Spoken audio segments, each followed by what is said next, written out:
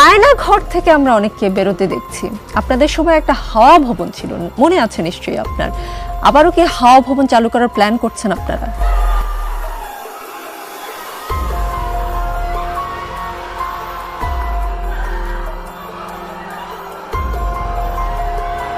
আইনদেরকে উলঙ্গ করে নগ্ন মেয়েদেরকে আইনে আমাদের সামনে দিয়েছে, ওদের সাথে জেনা করা। সেইখানে প্রচন্ড নির্যাতন করা হতো লোকদেরকে। কয়েকজন গুটি কয়েক আমাদের পলিটিক্যাল অফিসার যারা সেনাবাহিনীর বাণিজ্য ডুবিয়ে দিয়েছে ডিজিএফআই থেকে থেকে তারা স্বার্থন্বেষী কত লোক মেরেছে তারা খোদায় জানে।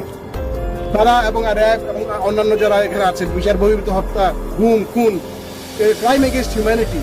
কোনটি সব থেকে বেশি ভয়ঙ্কর, আয়নাঘর নাকি হাওয়া ভবন? আয়নাঘর তৈরি করেছিল স্বৈরাচারী শেখ হাসিনা, আর হাওয়া ভবন তৈরি করেছে সাবেক প্রধানমন্ত্রী খালেদা জিয়া। এই দুইটি অত্যন্ত ভয়ঙ্কর জায়গা যেখানে মানুষকে অনেক অত্যাচার করা হতো। আজকের এই ভিডিওতে আমরা জানবো আয়নাঘর সব থেকে বেশি ভয়ঙ্কর নাকি হাওয়া ভবন সব থেকে বেশি ভয়ঙ্কর। আপনারা জানলে অবাক হবেন, খালেদা জিয়ার হাওয়া ভবনে মানুষের কিডনি বের করে ফেলা হতো এবং তাদের সাথে আরো বেশি খারাপ কিছু করা হতো। প্রথমে আমরা হাসিনার আয়নাঘর সম্পর্কে জেনে আসি, আর তারপর ভিডিওর শেষে আপনারা দেখতে পাবেন খালেদা জিয়ার হাওয়া ভবন কতটা বিপজ্জনক। এটাই হচ্ছে শেখ হাসিনার সেই কুখ্যাত আয়নাঘর। আপনারা দেখতে পাচ্ছেন কত মানুষের কঙ্কাল পড়ে আছে এখানে। এই কঙ্কালগুলো হচ্ছে সেই সমস্ত কয়েদিদের যাদেরকে এখানে রেখে নির্মম শাস্তি দিয়ে মেরে ফেলা হয়েছিল।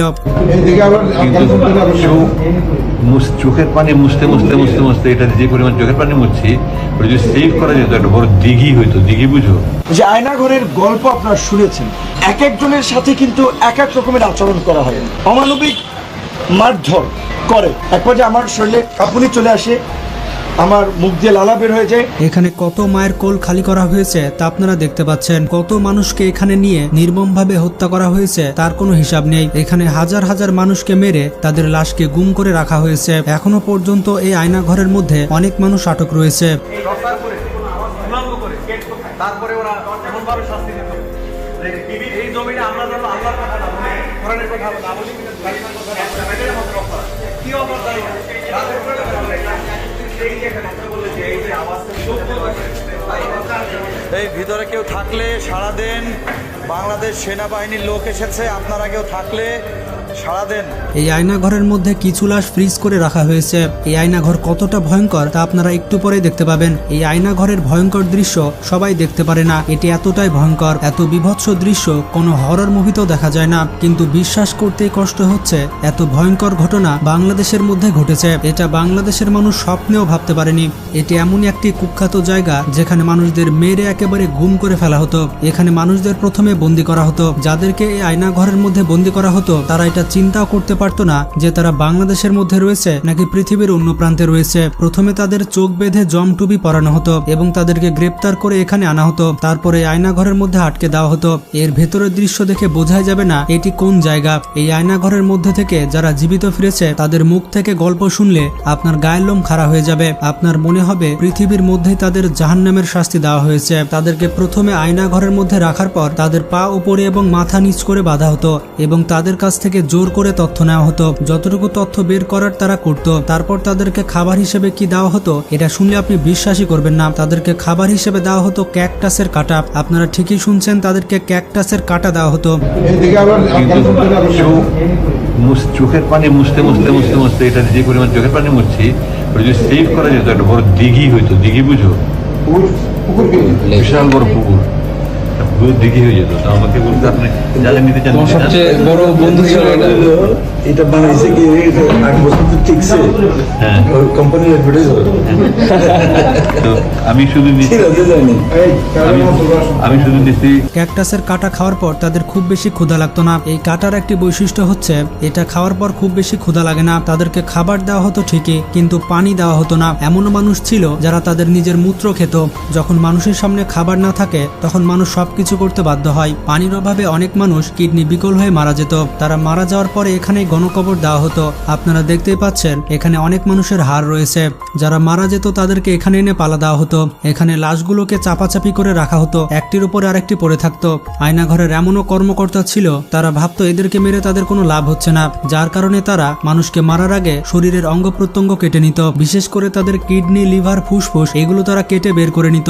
এই অঙ্গ প্রত্যঙ্গগুলো বিক্রি করে তারা অনেক টাকা আয় করত। এই আয়নাঘরে কিন্তু খুব বেশি মানুষ রাখার জায়গা ছিল না। প্রতিনিয়ত এখানে তাদেরকে নিয়ে আসা হতো যারা শেখ হাসিনার অবাধ্য ছিল এবং যারা শেখ হাসিনার কোনো কথাই শুনতো না এবং শেখ হাসিনার বিরুদ্ধে লেখালেখি করত। যেসব মানুষদের মেয়াদ শেষ হয়ে যেত তাদেরকে মেরে ফেলা হতো এবং তাদের কিডনি, ফুসফুস বের করে ফেলা হতো।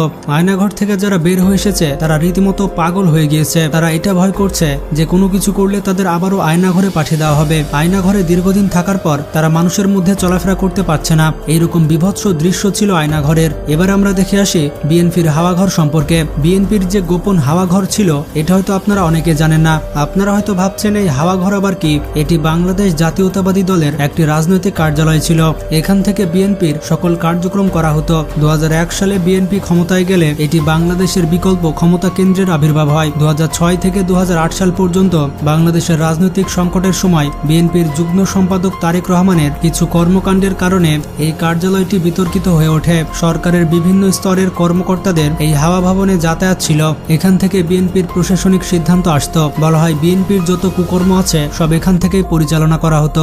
31 দিন এখানে রাখার পরে উলঙ্গ করে তারপর পিটাইছে এখানে, তারপরে আমাকে মামলা দিছে। বলা হয়ে থাকে এই হাওয়া ভবনে তারেক জিয়া অনেক খারাপ খারাপ কাজ করত। এখানে সব অমানবিক কার্যক্রম করা হতো। বিএনপির যত অপকর্ম ছিল তা এখান থেকে করা হতো, যেমন গুম করা কিংবা কাউকে ধরে আনা বা কিডন্যাপ করা। এটি ছিল বিএনপির দুর্নীতির আঁতরঘর। শেখ হাসিনার ওপরে যে গ্রেনেড হামলা হয়েছিল সেটা এখান থেকে পরিকল্পনা করা হয়েছিল। বাংলাদেশের মানুষ এই হাওয়া ভবনের কথা এখনো ভুলে যায়নি, তবে এই জেনারেশনের মানুষ হাওয়া ভবনকে ভুলে গিয়েছে। তাই তাদেরকে আবারও মনে করিয়ে দিলাম যে আয়নাঘরের মতো বিএনপির সময় একটি হাওয়া ভবন ছিল। বিএনপির সময় এই হাওয়া ভবন ছিল সব থেকে খারাপ জায়গা। এমন কোনো অন্যায় ছিল না যেটা এখানে করা হতো না। তবে মানুষকে এখানে অত্যাচার করে মেরে ফেলা হতো কিনা কিংবা তাদের কিডনি, ফুসফুস বের করে নেওয়া হতো কিনা তা এখনো পর্যন্ত জানা যায়নি। আসলে মানুষ যত অপকর্ম করে তা কিন্তু লুকিয়েই করে, আর এই অপকর্মগুলো লুকানোর জন্যই হাওয়া ভবন তৈরি করা হয়েছিল। তবে হাওয়া ভবন 2011 সালে ভেঙে ফেলা হয়। বর্তমানে এই হাওয়া ভবনের জায়গায় একটি 9 তলা বিল্ডিং রয়েছে। আপনারা দেখতে পেলেন হাওয়া ভবন এবং আয়নাঘর কি। তবে যেমনটা দেখতে পেলেন হাওয়া ভবনের থেকে আয়নাঘর অনেক ভয়ঙ্কর। শেখ হাসিনার আয়নাঘরে মানুষকে রীতিমতো জাহান্নামের শাস্তি দেওয়া হতো। হাওয়া ভবন এবং আয়নাঘর সম্পর্কে আপনার কোনো মতামত থাকলে কমেন্ট করে জানান। ভিডিওটি বেশি বেশি বন্ধুদের সাথে শেয়ার করুন। তো ভালো থাকবেন, টেক কেয়ার।